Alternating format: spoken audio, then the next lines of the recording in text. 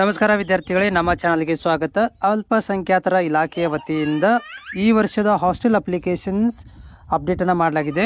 So ಯಾರೆಲ್ಲ ಅಭ್ಯರ್ಥಿಗಳು engineering professional ಕೋರ್ಸ್ಗಳಲ್ಲಿ ಅಧ್ಯಯನ ಮಾಡ್ತಾ ಇದ್ದಾರೆ ಅಂಥ ವಿದ್ಯಾರ್ಥಿಗಳಿಗೆ ಅಫಿಷಿಯಲ್ ವೆಬ್ಸೈಟಿಂದ ಅಪ್ಡೇಟ್ ಮಾಡಲಾಗಿರುವಂಥದ್ದು.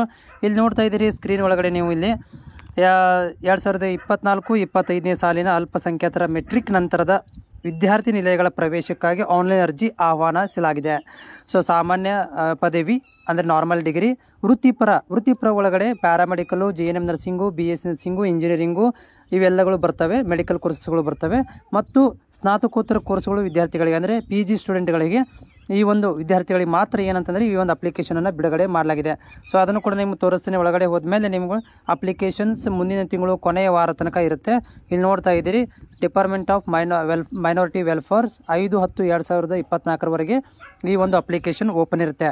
ಯಾರೆಲ್ಲ ಅಭ್ಯರ್ಥಿಗಳು ಇಂಜಿನಿಯರಿಂಗು, ಮೆಡಿಕಲು, ಆಮೇಲೆ ನರ್ಸಿಂಗು ಈ ಥರ ಒಂದು ಕೋರ್ಸ್ಗಳನ್ನು ಮಾಡ್ತಾ ಇದ್ದೀರಿ ಅಂಥ ಪ್ಯಾರಾಮೆಡಿಕಲ್ ಅಂಥ ಅಭ್ಯರ್ಥಿಗಳು ಈ ಒಂದು ಅರ್ಜಿಗಳನ್ನು ಸಲ್ಲಿಸಬಹುದಾಗಿದೆ.